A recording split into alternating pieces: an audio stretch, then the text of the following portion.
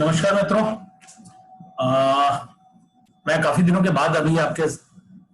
आपके सामने आया हूं और बेसिकली इस वीडियो बनाने का एकमात्र मकसद ये है कि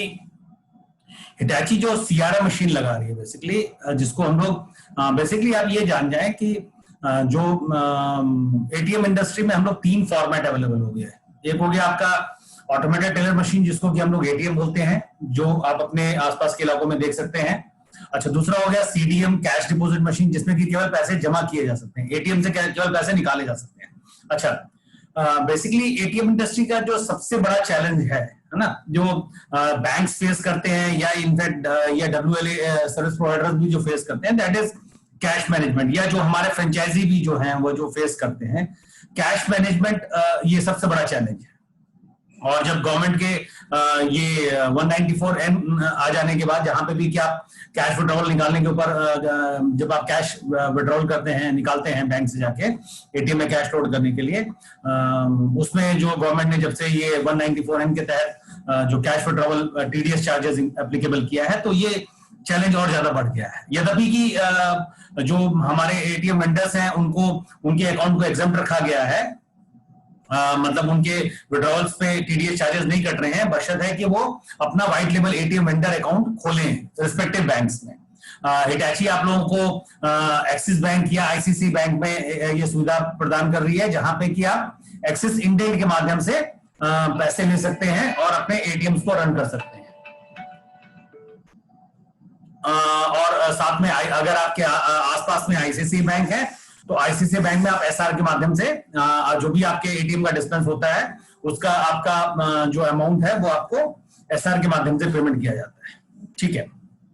और अगर आप अगर आपके आसपास में आईसीसी बैंक या एक्सिस बैंक नहीं है, तो आप कोई भी गवर्नमेंट बैंक्स या प्राइवेट बैंक्स में कंपनी हिटाची से जो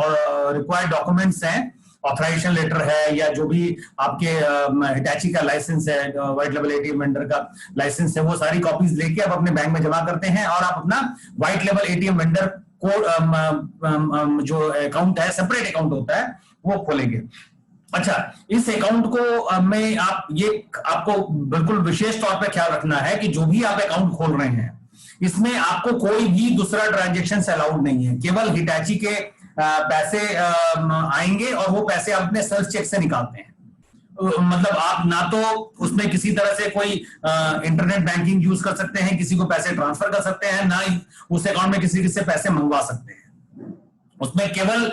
दो साइड नजर आएगी, क्रेडिट साइड आपको हिटाची की नजर आएगी, डेबिट साइड आपकी सेल्फ चेक से नजर आएगी। अच्छा, इन केस अगर मान लीजिए सपोज किसी आप सक्षम नहीं है जा पाने में, तो उस कंडीशन में आप इंडिमिनिटी बॉन्ड देके आप किसी भी दूसरे आदमी, कोई आदमी आपके चेक से जाके पैसे विड्रॉ कर सकता है। क्योंकि आप इंडिमिनिटी बॉन्ड में ये सर्टिफाई करते हैं कि जो पैसे आप निकाल रहे हैं वो आप एटीएम में कैश लोड करने के लिए यूज कर रहे हैं, उसका कोई दूसरा पर्पस में यूज नहीं कर रहे हैं। तो मैं विशेष तौर पर ये जो अकाउंटिंग प्रोसीजर है ये मैं बता दे रहा हूं आपको कि आप अगर सबसे पहले आपको white label ATM vendor account खोलना होता है और उसमें केवल हिटाची के पैसे आएंगे और आप अपने सेल्फ चेक से, या अगर आपने किसी को ये इंडिमिनिटी बॉन्ड दिया हुआ है, तो उस कंडीशन में आपके नाम, आपके कोई स्टाफ या कोई भी जाके उस पैसे को निकाल सकता है और एटीएम में वो पैसे लोड करेंगे। कोई भी रिटेल कैश आप नहीं लोड कर सकते हैं। अच्छा, एक एटीएम की लिमिट सेट करनी होती है और जितना एटीएम की आप लिमिट सेट करती हैं, मान लीजिए सपोज जैसे ही आपका एटीएम लाइव होने वाला होता है, तो आप एक सर्टेन अमाउंट हिटाची को ट्रांसफर करते हैं। मान लीजिए 2 लाख 3 लाख जो भी पैसे आप ट्रांसफर करेंगे, उतनी ही आपकी एटीएम की लिमिट, डिस्पेंस लिमिट सेट हो जाती है, विड्रॉवल लिमिट सेट हो जाती है। भले ही आप उसमें 10 लाख क्यों ना डाल दें, अगर आपने शुरू में 3 लाख रुपए डाला हुआ है तो 3 लाख की एटीएम लिमिट सेट हो गई। अगर आप इस लिमिट को फिर बढ़ाना चाहते हैं, फिर तो दोबारा जो हिटाची के अकाउंट में आप एक कैश लोडिंग फंड ट्रांसफर करते हैं और वो पैसे फिर हिटाची नेक्स्ट डे आपके अकाउंट में रिवर्स कर देती है और वही आपकी लिमिट सेट हो जाती है, जिसके और उसी लिमिट उस लिमिट से ज्यादा पैसे आपका एटीएम डिस्पेंस नहीं करेगा, भले ही आपके एटीएम में ज्यादा कैश क्यों ना अवेलेबल हो। तो ये एक अकाउंटिंग प्रोसीजर मैंने बताया। अच्छा, अब ये सबसे बड़ा चैलेंज है बेसिकली एटीएम इंडस्ट्री में कि आप इस पूरी व्यवस्था को रन करें, पैसे लेके आए, फिर पैसे लाके फिर आप एटीएम में डालें, है ना। ये सारी व्यवस्था जो कैश मैनेजमेंट है वो सबसे बड़ा चैलेंज है। तो उसी का सॉल्यूशन जो है इस कैश मैनेजमेंट जो हमारा जो सबसे बड़ा प्रॉब्लम है एटीएम इंडस्ट्री का, बैंक्स कैश नहीं दे पाते हैं या कैश अवेलेबिलिटी में दिक्कत होती है, तो उसका एक सॉल्यूशन है आपका CRM. CRM is a cash recycler machine, जिसमें कि पैसे जमा भी किए जा सकते हैं और पैसे निकाले भी जा सकते हैं। अच्छा, इसमें अभी एक थोड़ा सा हिंड्रेंस है कि सारे बैंक्स लाइव नहीं हुए हैं, लेकिन आने वाले समय में धीरे धीरे करके, चूंकि ये सरकार गवर्नमेंट का मैंडेट है और that arrangement is not between Hitachi and the banks, ये अरेंजमेंट जो है वो that is between the NPCI and the banks. मतलब जो एनपीसीआई ने जो प्लेटफॉर्म डेवलप किया है ICD, that is called as inter operable cash deposit platform, तो उसमें अगर कोई भी बैंक अगर लाइव होना मतलब होते हैं तो उनको इशुअर और एक्वायरर का ऑथेंटिकेशन कराना होता है एनपीसीआई के पोर्टल पे। जब वो ऑथेंटिकेशन हो जाता है तो वो आईसीडी पे लाइव हो जाते हैं, और अगर अपना इंटरनल स्विच अपडेट कर लेंगे तो उनके पैसे डिपॉजिट होना हमारे सीआरएम में चालू हो जाएंगे। जैसे कि बैंक ऑफ बड़ौदा ने अपना प्रोसीजर कर लिया है, इशुअर और एक्वायरर का उनका प्रोसेस कंप्लीट हो गया, कोटक महिंद्रा बैंक का भी कंप्लीट हो गया है। अब उनको केवल अपना इंटरनल स्विच अपडेट करना बाकी रह गया। अगर वो अपने इंटरनल स्विच अपडेट कर देते हैं तो फिर आपको हिटैची सीआरएम में जाके कोई भी ग्राहक अपने कार्ड के माध्यम से पैसे जमा कर सकता है। एक बार में 49,900 रुपीज तक जमा किए जा सकते हैं। अब मैं जो बता रहा था कि बेसिकली जो सीआरएम है हिटैची का, वो इसका जो कैश मैनेजमेंट जो सबसे बड़ा चैलेंज है एटीएम इंडस्ट्री का, वो उसका एक सॉल्यूशन है। क्योंकि इसमें जो पैसे कस्टमर जमा करते हैं, मान लीजिए सपोज अगर आपके 50,000 रुपए जमा करने वाले 10 कस्टमर आ जाते हैं तो आपके एटीएम में 5 लाख रुपए आ जाता है। और अगर ये एटीएम में 5 लाख रुपए आ जा रहे हैं तो आप फिर जो निकालने वाले लोग आते हैं जिनको पैसे निकालने हैं, वो ये इसी पैसे में से वो पैसे निकाल सकते हैं। मान लीजिए किसी ने 50,000 रुपए जमा किए तो आपको उस 50,000 में पहले आपका कमीशन मिला, आपको 8 रुपया, है ना, 49,900 मान के चले, तो उसमें से आपको 8 रुपया कमीशन मिला। चूंकि आपको कैश विड्रॉल में कमीशन आपको 8 रुपीज 50 पैसा है, 2 रुपीज आपका बैलेंसिंग और मिनी स्टेटमेंट में है एंड 8 रुपीज पर डिपॉजिट में है। अच्छा, जब कोई आदमी मान लीजिए कैश जमा कर रहा है तो आपको 8 रुपया मिला। अब मान लीजिए एवरेज टिकट साइज, मान लीजिए हमारा विड्रॉवल का 3,000 रुपया है, तो एवरेज टिकट साइज अगर 3,000 रुपया है तो उस कंडीशन में मान लीजिए कितने ट्रांजेक्शन हो जाते हैं हमारे पास, 45,000 के हिसाब से मान के चले 15 ट्रांजेक्शन हमारे पास आ जाते हैं। तो अब आपके पास मान लीजिए 49,900 यहां पे है डिवाइड, तो 16 ट्रांजेक्शन यहां पे हो गया, तो 16 ट्रांजेक्शन में मेरे को 8.5 रुपए का मिला मेरे को, तो आपका 136 रुपए यहां पे आ गया, प्लस आपका डिपॉजिट का आपको मिला था 8 रुपया, मतलब 144 रुपए आपको मिला, जबकि आपने पैसा ना तो आपका पैसा नहीं इन्वॉल्व था।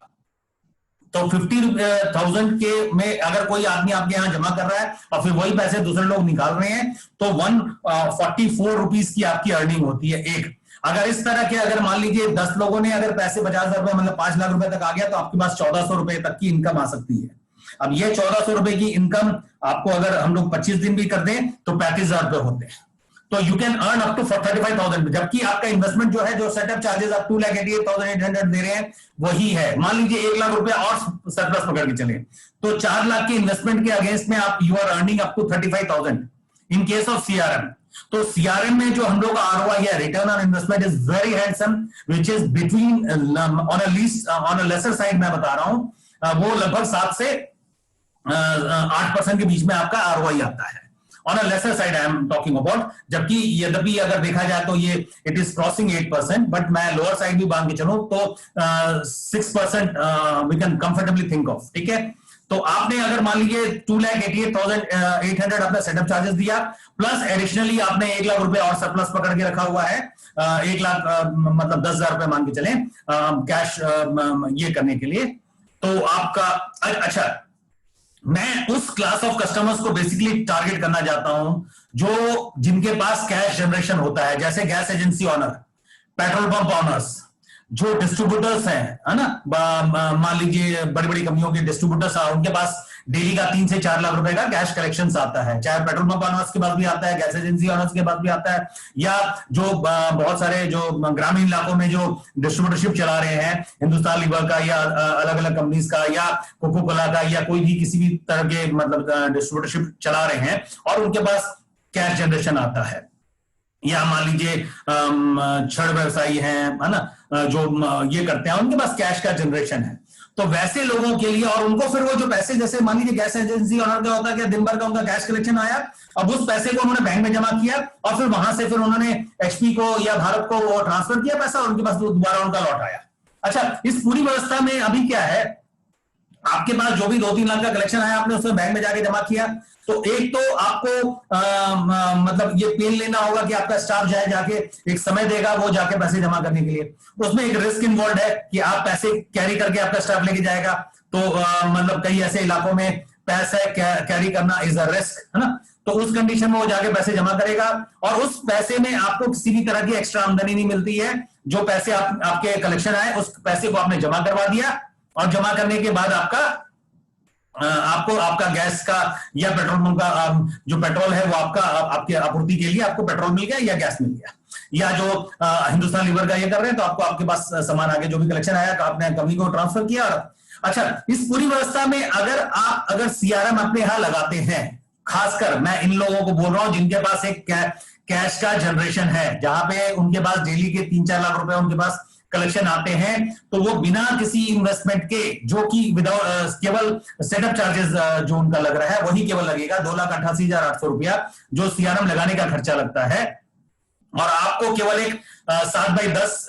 7x10 का स्पेस हमको देना होगा, और उस कंडीशन में इस 2,88,000 में आपको हिटाची सीआरएम मशीन लगा के देती है, वीसेट देती है, यूपीएस देती है, बैटरी देती है, हम एक कैबिनेट बना के देते हैं जिसमें यूपीएस और बैटरी रहता है, पूरा इलेक्ट्रिकल फिटिंग करते हैं, उसके अलावा आपका अर्थिंग का काम करेंगे, आगे का फ्रंट ग्लास डोर बनाएंगे, पूरा ब्रांडिंग का काम करके देते हैं। आपके जिम्मे में क्या क्या आता है, कस्टमर के जिम्मे में आपका शॉप रेंट आपका है, बिजली बिल आपका है, अगर आप पंखा या एसी लगाते हैं तो आपका है, नीचे का फ्लोरिंग अगर करते हैं तो आपका है, अगर बाहर में एडिशनली आप सीसीटीवी कैमरा लगाते हैं अपने सुविधा के लिए, आप खुद एक्सेस कर सकें सिक्योरिटी ज्यादा अच्छी करने के लिए, तो वो आपका खर्चा आता है।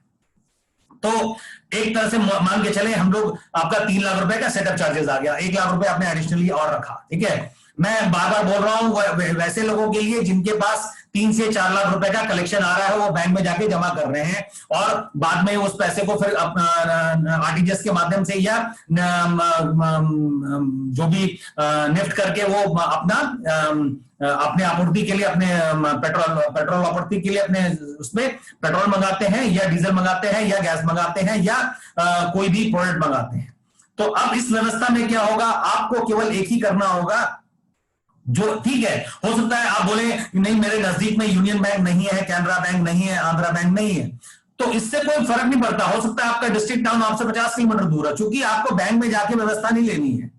आपको केवल सीआरएम में जो भी कलेक्शन आ रहा है आपको सीआरएम मशीन में जमा कर देना है, और जो भी आप अकाउंट खोले उसमें एक क्लासिक अकाउंट होता है जिसमें कि आप जितने पैसे उसमें बैलेंस मेंटेन करके रखते हैं, उसके सर्टेन टाइम्स आपको एक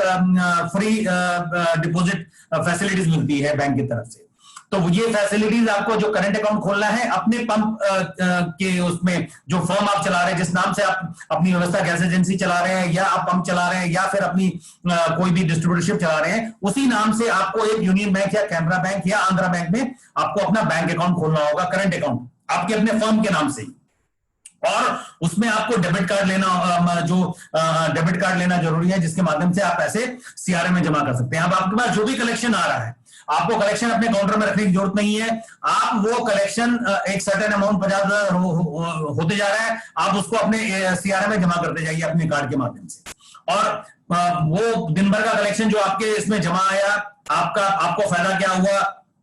आप कोई जरूरी नहीं है, अब जब बैंक में होगा तो आप पूरा अमाउंट एक साथ जमा करके तब जा रहे हैं, यहाँ पे आपके पास क्या जो भी कलेक्शन आया आपने जमा किया, आपका रेगुलर होते जा रहा है, और उस पैसे से आपका सीआरएम में भी आपको अर्निंग आती जा रही है, पैसा आपके अकाउंट में क्रेडिट होते जा रहा है। अब जो पैसा इंस्टेंटली आपके अकाउंट में पैसे जमा हो गए, आपको कहीं जाने की जरूरत नहीं है, बैंक जाने की जरूरत नहीं है, पैसे सीआरएम में आ गए और आपके अकाउंट में भी आ गए। तो सीआरएम में जो पैसे आ गए, अब वहां पे पब्लिक को पैसे निकाल दिए तो वहां पे भी आप अर्निंग कर रहे हैं। अगर आपने 50,000 जमा हुआ आपके अकाउंट में तो उसमें 144 रुपए आपको अलग से एक अर्निंग, मैंने एक टेंटेटिव अर्निंग मैंने बताई।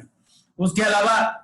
जो पैसे आपके अकाउंट में आए उसको आप आसानी से आरटीजीएस करके अपने एचपी या भारत में या आप अपने रिस्पेक्टिव हिंदुस्तान लीवर या कोई भी या प्रोविडेंट गैमल जिस कंपनी का भी आप डिस्ट्रीब्यूटरशिप आपने लिया हुआ है उसके अकाउंट में पैसे ट्रांसफर करके आप अपनी आपूर्ति के लिए अपने बिजनेस जो आपका जो मेन बिजनेस है, कोर बिजनेस है, उसकी आपूर्ति के लिए सामान भी मंगा सकते हैं। तो आपका एटीएम केवल जो आपने सेटअप चार्जेस लगाया है उसी पे आप अपना एटीएम आराम से रन कर सकते हैं। आपको जो कैश मैनेजमेंट जो सबसे बड़ा चैलेंज है इस एटीएम इंडस्ट्री का, उससे आप आसानी से बच सकते हैं और एट नो कॉस्ट हम लोग कह सकते हैं, क्योंकि सेटअप चार्जेस, अच्छा मैंने जैसे बताया 2,88,000 में 1 लाख रुपए आपका रिफंडेबल है। जब भी मशीन आप सरेंडर करते हैं आपको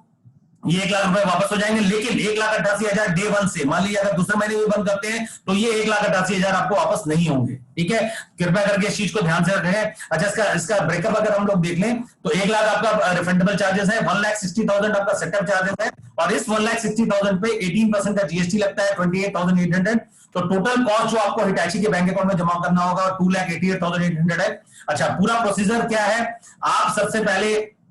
जो आप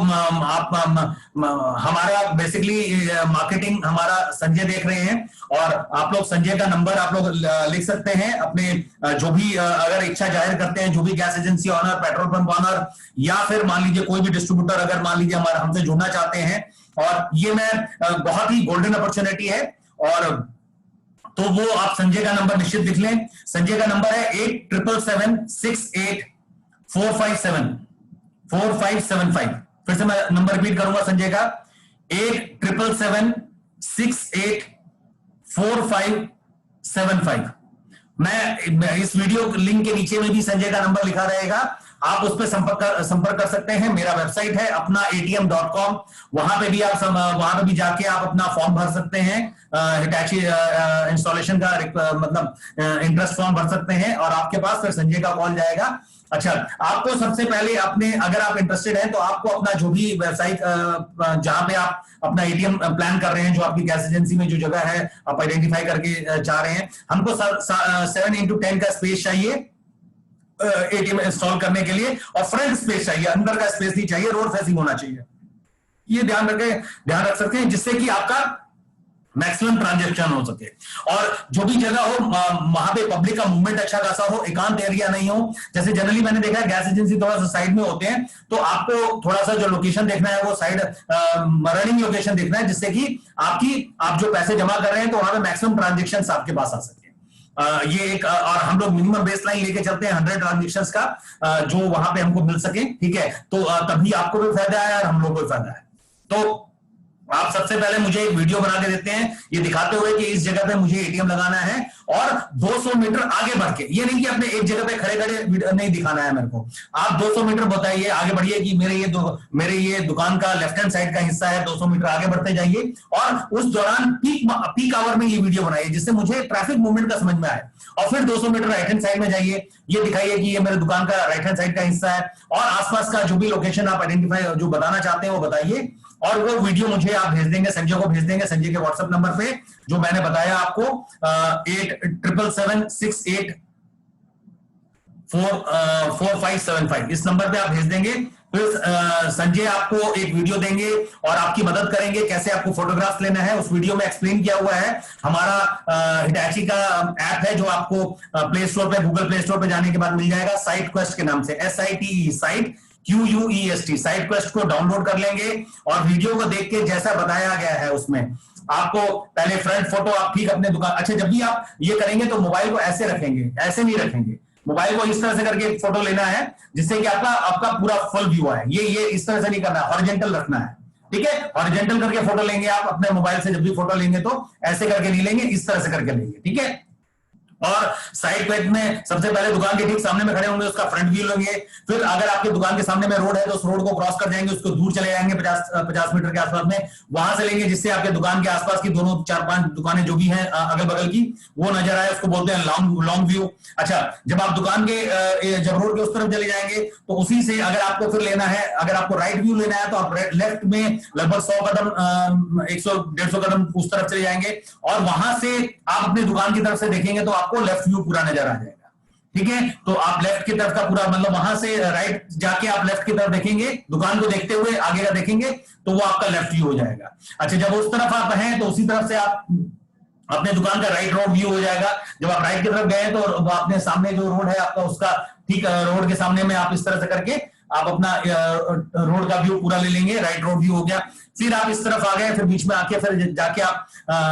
लेफ्ट की तरफ जाएंगे तो राइट व्यू आ जाएगा, शॉप का राइट व्यू आ जाएगा। और लेफ्ट की तरफ करके फिर लेफ्ट रोड व्यू का फोटो ले लेंगे। अच्छा, उसके बाद आप अपने अगर कोई आपको आसपास में कोई भी एटीएम है तो उसका फोटो ले लेंगे। उस एटीएम में आप उसका एटीएम स्लिप निकाल लेंगे, ठीक है, बैलेंस इंक्वायरी करके। अगर वहां पे पड़ा हुआ स्लिप मिल जाए तो बहुत अच्छी बात, नहीं तो आप खुद बैलेंस इंक्वायरी कर लीजिएगा, उसका स्लिप ले लीजिएगा। और जो भी आसपास में कोई अच्छा एडिशनल कुछ बताने लायक जहां भीड़ भाड़ का इलाका है तो उसका एक एडिशनल व्यू का फोटो ले लीजिएगा। उसके बाद फिर आप अपने दुकान के सामने आके और अपोजिट व्यू ले लीजिएगा। फिर दुकान का इनर व्यू ले लीजिएगा, दुकान के अंदर का फोटो ले लीजिएगा। और उसके बाद आप अपने दुकान, जैसे आपका दुकान मान लीजिए ये है, तो इसके अगल बगल में ये एक दुकान है, ये एक दुकान है, तो चौथी दुकान के पास खड़े होके और अपने उसको बोलेंगे left view from the shop. मतलब आप दुकान के साथ, एक हम लोगों ने लिखा है दुकान के इस तरफ जाके हम लोगों ने लिखा है वो लेफ्ट व्यू है, राइट व्यू है। और एक है हम दुकान के सटे हुए हम उसकी चौथी पांचवी दुकान में गए और वहां पे दुकान को देखते हुए हमको सामने का रोड देखेंगे, ठीक है। दुकान को, ये दुकान है मान लीजिए, अगर हम यहाँ पे खड़े हैं, यहाँ से हम लोग दुकान को देखते हुए ये इस सामने लेंगे तो ये हमारे पास आएगा left view from the shop. अच्छा, फिर हम लोग इसके इस तरफ चले गए और यहाँ पे मान लीजिए एक दुकान, दो दुकान, तीन दुकान, ठीक है, चौथी दुकान के सामने खड़े होंगे और उसको दुकान को देखते हुए हम लोग यहाँ का फोटो देखेंगे तो हमारे पास आ जाएगा right view from the shop आ जाएगा। यहाँ पे left view from the shop, यहाँ पे right view from the shop, ठीक है। तो ये दोनों फोटोग्राफ्स हो गए। और ये सारे फोटोग्राफ्स जो है आपको साइट क्वेस्ट से लेना है। आप मेरा अच्छा, मैंने जो चीजें बताई है इसका एक वीडियो भी हम आपको संजय भेजेंगे, उसमें ये सारी चीजें समझाई गई हैं, प्रैक्टिकली समझाई गई है, कैसे कैसे फोटो लेना है। उस वक्त उसको प्रैक्टिकली जब रियल टाइम लिया गया है तब उसका वीडियो बनाया गया है। तो उस वीडियो को देख के आप ये चीजों को समझ लेंगे और उसके बाद ये सारे फोटोग्राफ्स आप संजय को भेजेंगे। और साथ में अपने डॉक्यूमेंट्स में आपका आधार कार्ड कंपलसरी है, आपका पैन कार्ड चाहिए, आपका कैंसिल चेक चाहिए, ठीक है। उसके अलावा फिर आपका फोटोग्राफ चाहिए, उसके अलावा आपका इलेक्ट्रिसिटी बिल चाहिए, कमर्शियल मीटर होना जरूरी है। 1 kVA का कमर्शियल मीटर हमेशा आप ले लें। रेजिडेंशियल मीटर पे आप एटीएम का व्यवसाय ना करें, ठीक है। कमर्शियल मीटर अगर नहीं भी आप अभी भेज सकते हैं, अगर जब तक 1 महीने जो हमको सेटअप करने में लगेगा उस बीच में आप अपना कमर्शियल मीटर अप्लाई कर सकते हैं, ठीक है। इलेक्ट्रिसिटी बिल चाहिए। उसके अलावा अगर आपके पास खासकर जो भी जिनको मैं टारगेट कस्टमर्स हैं हमारे, gas agency owner, petrol pump owners या फिर कोई डिस्ट्रीब्यूटरशिप, उन सबके पास जीएसटी होगा तो आपका जीएसटी हम लोगों को लगेगा जो कि आपके पंप के नाम से है या गैस एजेंसी के नाम पे है या डिस्ट्रीब्यूटरशिप के नाम पे है, तो उसका आपका ये लगेगा। लास्ट 6 मंथ्स का बैंक स्टेटमेंट लगेगा आपका। अच्छा, और एक जो भी टेंटेटिव आप जिस बैंक से व्यवसाय कर रहे हैं, आपका भी चल रहा है, उस बैंक मैनेजर का नाम चाहिए। वहां पे उस बैंक में बैंक का सोल आईडी चाहिए, मुझे बैंक मैनेजर का नाम चाहिए, उनका फोन नंबर चाहिए और उस बैंक का ईमेल आईडी चाहिए। हम लोग अगर ये भी कर सकते हैं कि आपको अगर आपके पास आसपास में एक्सिस बैंक है या आईसीआईसीआई बैंक है तो वहां पे हम लोग आपका इंडेंट या एसआर भी एक्टिवेट करा सकते हैं, ठीक है। और विशेष तौर पे विशेष जानकारी के लिए आप संजय का जो नंबर मैंने आपको दिया है मैं फिर से रिपीट कर दूं, 8777684575। इस नंबर पे आप फोन करके जानकारी ले सकते हैं, वो आपको पूरी तरह से जानकारी दे देंगे। और ये सारे फोटोग्राफ्स आप जब हमको भेजते हैं तो हम लोग उसको अपने हिटाची के पोर्टल पर सबमिट करते हैं। और सबमिट करने के बाद जब आपकी साइट अप्रूव्ड हो जाती है तो आपके पास कंपनी की तरफ से, हिटाची की तरफ से वेरिफिकेशन कॉल आता है आपका कंसेंट लेने के लिए कि आप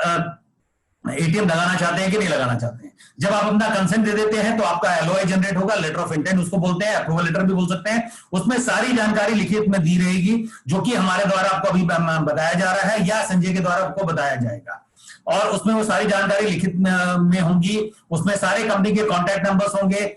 जो भी कमर्शियल्स आपको एक्सप्लेन किया गया वो सारा कमर्शियल्स उसमें दिया रहेगा, सारे टर्म्स एंड कंडीशन दिए रहेंगे। जब आप पूरी चीजों को पढ़ के संतुष्ट हो जाते हैं तो उसके बाद आपको हिटैची पेमेंट सर्विसेज के अकाउंट में आपको 2,88,800 ट्रांसफर करना है। किसी को भी, मेरे और आपके बीच में कोई भी कमर्शियल डील नहीं होगा। संजय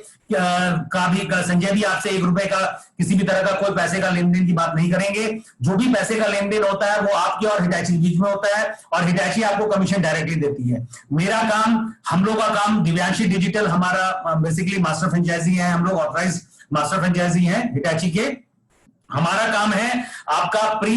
इंस्टॉलेशन और पोस्ट इंस्टॉलेशन। अगर आपकी कोई समस्या आ रही है तो उस मैटर को एस्केलेट करके आपका काम यथाशीघ्र कराना और आपके प्रॉब्लम को रिजॉल्व कराना। जब इंस्टॉलेशन में देरी होने के वक्त में हमारा रोल आता है कि हम उसको यथाशीघ्र उस काम को कराएं। अगर मान लीजिए आप जब ऑपरेशन कर रहे हैं, आपका एटीएम लग गया और आपको कोई परेशानी आ रही है, कहीं कोई चीज समझ में नहीं आ रही है, हमारे सपोर्ट टीम है पूरा का पूरा, उसके सारे कॉन्टैक्ट नंबर्स आपको दिए जाएंगे। यूपीएस हैंडल करने के लिए यूपीएस के अलग लोग हैं,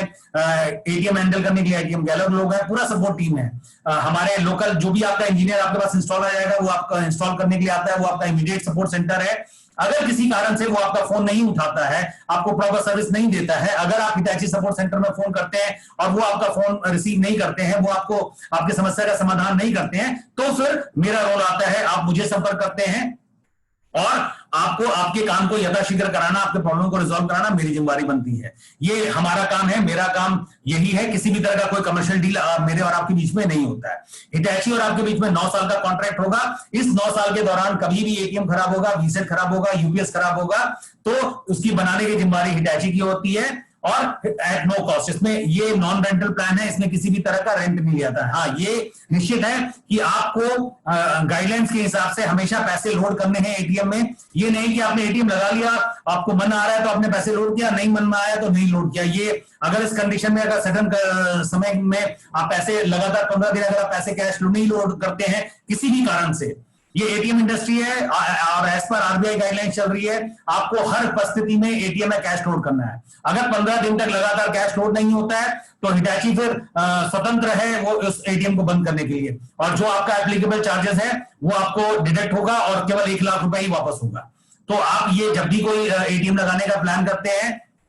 तो ये सुनिश्चित कर लें कि आप अपना, जैसे आप गैस एजेंसी चला रहे हैं तो ये नहीं कि जब मन में आया खोला, जब मन में, जिस तरह से पेट्रोल पंप चला रहे हैं, तो बाकायदा गवर्नमेंट गाइडलाइंस होते हैं, उस गवर्नमेंट गाइडलाइंस को फॉलो करना पड़ता है आपको, और आप दिशा निर्देश के हिसाब से काम करते हैं। तो आपको प्रतिदिन अपने एटीएम में कैश लोड करना है, एटीएम को खोल के रखना है, एटीएम में सुचारू रूप से काम करना है। क्योंकि हिटैची मान लीजिए जो रन कर रही है तो उसको जो एक फिक्स कॉस्ट है वो बियर करना पड़ता है। अगर आप 15-20 दिन तक अपने मन में, जब मन में आया पैसे जमा किया, जब मन में आया नहीं किया, तो उस कंडीशन में हिटैची स्वतंत्र है और वो एग्रीमेंट में लिखा रहेगा कि कभी भी हिटैची अपना, अगर आप 15 दिन तक लगातार कैश नहीं लोड करते हैं तो आपका एटीएम जो एटीएम है वो स्वतः क्लोजर में चले जाएगा, और उस कंडीशन में जो एप्लीकेबल चार्जेस है वो आपको देना होगा। वो काट के ही पैसे आपको 1 लाख रुपए ही आपको वापस होते हैं। तो ये निश्चित आप ये मान के चलें कि जब भी आप इस एटीएम व्यवसाय में आ रहे हैं तो एक सीरियस बिजनेसमैन ही हम लोग चाहते हैं कि हमारे साथ जुड़े, और जो बिल्कुल बिजनेस को बिजनेस की तरीके से करना चाहते हैं। ये नहीं कि अपने मतलब मर्जी के हिसाब से बिजनेस करें, नहीं। एक जैसे कोई, अगर आप स्कूल खोल रहे हैं तो हर इस परिस्थिति में स्कूल को खुला रहना चाहिए। कोई डिस्ट्रीब्यूटरशिप है, पेट्रोल पंप है, गैस एजेंसी है, तो आपको एक मतलब हमेशा खुला रखना है। ये नहीं कि जब मन में आया, किसी तरह से कोई घर में शादी हो गई तो आपने गैस एजेंसी बंद करके रख दिया 20 दिन, 25 दिन, 1 महीने के लिए। तो आपको नियमित रूप से अपना व्यवसाय को खोलना है और पूरी व्यवस्था को चलाना है। 15 दिन तक अगर लगातार, मैं बार बार इस चीज को रिपीट करूंगा कि लगातार अगर 15 दिन तक अगर आपने अपने एटीएम में कैश नहीं लोड किया या किसी तरह कारण से भी बंद करके रखा तो आपका एटीएम स्वतः क्लोजर में चले जाएगा। तो प्लीज इस चीज का निश्चित ख्याल रखें जब भी आप एटीएम चला रहे हैं। मैंने बताया, जब भी आपके पैसे जमा करने से 30 दिन के अंदर अंदर एटीएम लाइव हो जाता है, और एटीएम में जब एटीएम लाइव होता है तो उसके बाद एक सर्टेन कैश लोडिंग अमाउंट आप कंपनी को ट्रांसफर करते हैं, वही आपका कैश लोडिंग लिमिट हो जाता है। तो शुरुआत में, और वो पैसा फिर नेक्स्ट डे आपके बैंक अकाउंट में रिवर्स आ जाता है, और वही पैसा निकाल के आप एटीएम में डालते हैं। अच्छा, सीआरएम मशीन के लिए भी आप ये प्रोसेस को फॉलो करेंगे क्योंकि आपको लिमिट लेना है, लेकिन वो पैसे आपके नेक्स्ट डे आ रहे हैं, बाद में भले ही आपने जो आपके डिपॉजिट के पैसे आ रहे हैं वो जमा कर रहे हैं, और आप बैंक नहीं भी जा रहे हैं, महीने में एक बार, आप हफ्ते में एक बार आपके बैंक में अपना विड्रॉल कर ले रहे हैं, तो दैट इज ओके। तो ये पूरी व्यवस्था है, और मैं खासकर सारे gas agency owner, petrol pump owners या डिस्ट्रीब्यूटर्स, जो बड़ी बड़ी कंपनी के डिस्ट्रीब्यूटर्स हैं और उनके पास डेली का 5 से 6 लाख रुपए का कलेक्शन आता है या उससे भी ज्यादा अभी अमाउंट का कलेक्शन आता है, वो लोग अपने व्यवसायिक प्रतिष्ठान में सीआरएम मशीन लगा सकते हैं हिटैची का, जो मैंने ये सारी चीजें बताएं। और विशेष जानकारी लेने के लिए इसके नीचे नंबर भी दिया रहेगा, मेरा वेबसाइट भी है अपना ATM.com, और आप संजय से संपर्क कर सकते हैं। उनका नंबर है 8777684575, ये इनका व्हाट्सएप नंबर भी है। आप इस पे उनको व्हाट्सएप मैसेज डाल सकते हैं या उनसे फोन करके भी जानकारी ले सकते हैं। और ये इस वीडियो लिंक के नीचे में भी ये सारी जानकारी मतलब मेरा वेबसाइट का एड्रेस भी दिया रहेगा।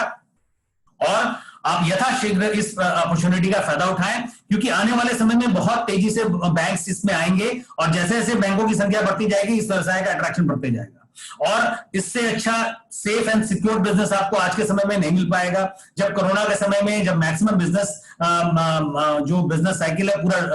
ध्वस्त हो चुका है, लोगों को काफी लॉसेस लगे हैं, लेकिन एटीएम इंडस्ट्री में हमारे साथ जो भी लोग जुड़ के काम कर रहे थे और सुचारू रूप से बिजनेस कर रहे थे, उन्होंने बहुत अच्छा व्यवसाय किया। और आज की डेट में भी उनकी आरओआई, जो हमारे सिंपल एटीएम में भी आरओआई जो है हमारा 3 से 4% का होता है, और सीआरए में अगर आप डिपॉजिट फैसिलिटीज का लाभ ले पाते हैं तो ये आरओआई आप 7 से 8% तक लेके जा सकते हैं।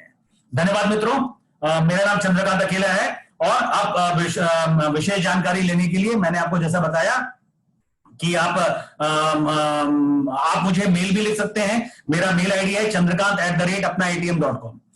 या फिर आप संजय को संपर्क कर सकते हैं। संजय का मैंने नंबर आपको बताया हुआ है, उनका व्हाट्सएप नंबर भी यही है 8777684575, और आप इसमें व्हाट्सएप मैसेज भी डाल सकते हैं या आप मेरा वेबसाइट विजिट कर सकते हैं अपना ATM.com, है ना,